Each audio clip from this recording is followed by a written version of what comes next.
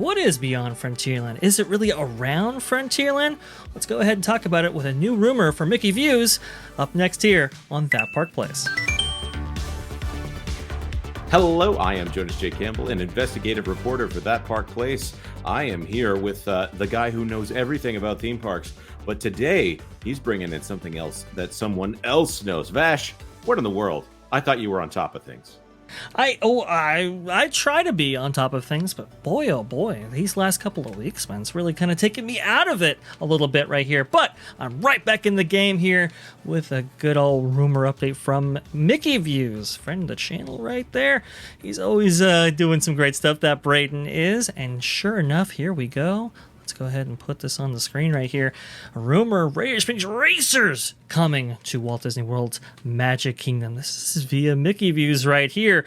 Pretty wild stuff. This is not necessarily associated with anything we've heard before, but let's go ahead and read on further.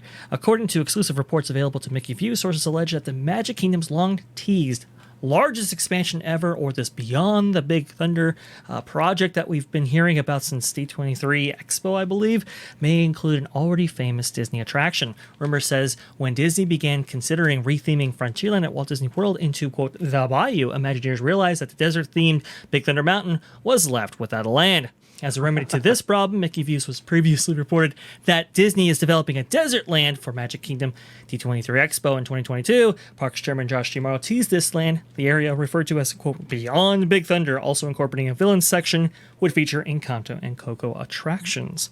And so you can see that art right there. Well, obviously, though, things change now that you have this Tropical Americas themed land, or this South Central America's themed land that's going into Disney Cinema Kingdom to replace Dino Land featuring Encanto and Coco already.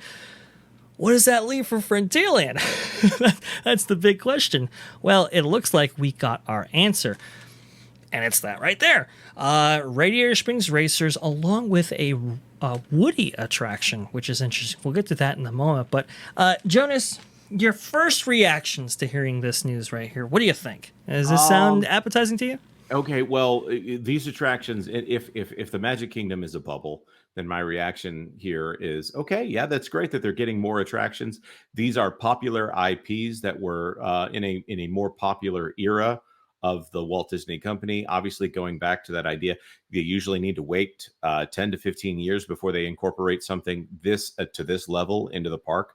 But having a desert land, that's fascinating. Radiator Springs, I do believe that Radiator Springs is already in existence in Disneyland, and that it is the sister attraction to Test Track, which is over at Epcot, which is, I wouldn't call that a sister attraction, if it's more like a twin, because that's over at Epcot. That is very close. The last time I checked, Epcot was really close to Magic Kingdom. It is, and it's actually on the same monorail line. Well, different monorail lines, but it's on the same monorail system, right? That's an interesting perspective to have right there, Jonas. But here's the thing about this. Bringing Radiator Springs Racers to Walt Disney World has actually been in the works ever since Cars Land was first being developed for Disney California Adventure back, I want to say 2005, 6, 7, thereabouts. Now, obviously, California Adventure would wind up with the first version of that, led by Kathy Mangum, I believe is how you pronounce that. Sorry, I do apologize. Kathy Mangum was the lead on the Cars Land project right there, along with John Lasseter and some others. And I mention her specifically because she was brought over to head up projects at Walt Disney World for the specific purpose of bringing Radiator Springs Racers to, at that time, Disney's Hollywood Studios, which was an interesting twist on the whole thing. And according to Braden's rumors, apparently it wouldn't be all of Cars Land. It would just be Radiator Springs Racers, because inside of Radiator Springs Racers, you do have a version of Cars Land, which is the same design conceit that they had for Disney Hollywood Studios' version. It's going to be indoors, by the way. It doesn't look like it's going to happen here necessarily. Now, what's interesting is that this idea was being developed for Tokyo as well along those same that same time period. Oriental Land Company didn't opt for it. But apparently, what they were going to do was replace either entirely or a large portion of their Rivers of America to fit in a Cars Land for that park, Tokyo Disneyland, that is. And it looks like all that is coming all together to give us what we have going right here. Radiator Springs Racers at Magic Kingdom. Now, I just want to point this out. This is currently overlaid over part of the Rivers of America, right? Yes. And this is the thing that Braden notes in his video. This is just for, kind of a visual representation purposes. He doesn't quite know what is going to happen to the Rivers of America, whether it's going to be filled in completely, partially, whether it's going to be trimmed off, kind of like what happened with Star Wars Galaxy's Edge and Disneyland, or whether it's going to be completely, entirely removed. He does bring up the points that Lou brought up on that amazing live stream that we had last night. We're recording this the next day here. That the riverboat and where its maintenance might be affecting all of this kind of thing right here, but this is the plan that we know of right now, according to the rumors laid out there by Braden. And so they actually are thinking of, I mean, first of all, there's so much to react to on just this slide alone. Yes.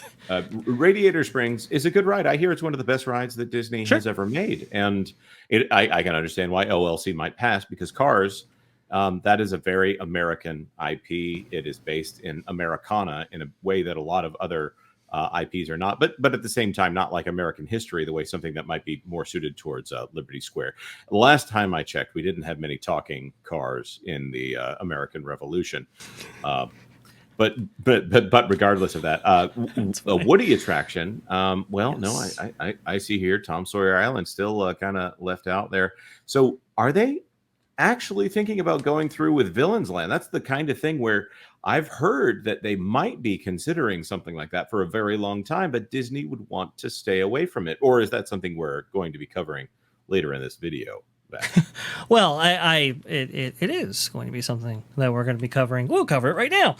Yes, it looks like Villains Land is very much on the table still. They got a lot of reception from when they teased this at D23 Expo at that time. More so than I think they were anticipating, because I think they noted it later on, saying, oh, the enthusiasm was very strong with that one. So I think that one's a clear hit. It has been proposed for Magic Kingdom going back, I want to say 20 years or so.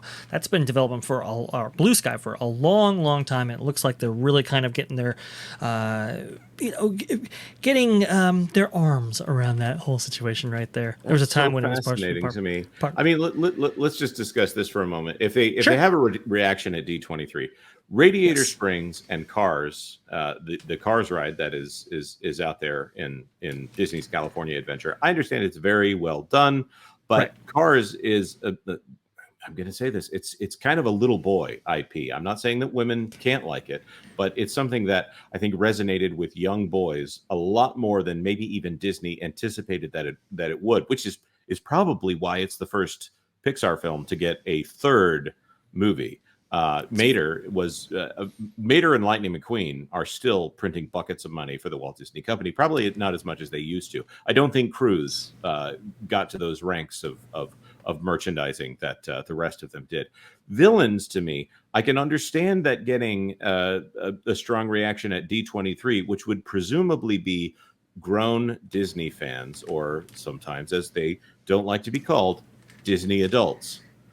Here. Yes. So these are two different audiences here, I think. Now, a Villains Land, I can understand some kids liking that idea. I would say that this is obviously, if Universal's Monsters Land is a more, let's say, sinister version of this, Villains, you can have the more silly version of it. We have more of a classic, like Disney characters versus Looney Tunes kind of dichotomy here, where we have the more fun, kid-friendly version and the more sinister version that they're allowing some other company to do. So this reminds me of the Disney of old. I still don't know if a Villains Land is really the thing that they need to do here. Also pointing out that Tiana's Bayou Adventure, that is a land that should appeal to children more, but Tiana's Bayou Adventure, of course, has a height requirement that precludes most children from enjoying that princess ride.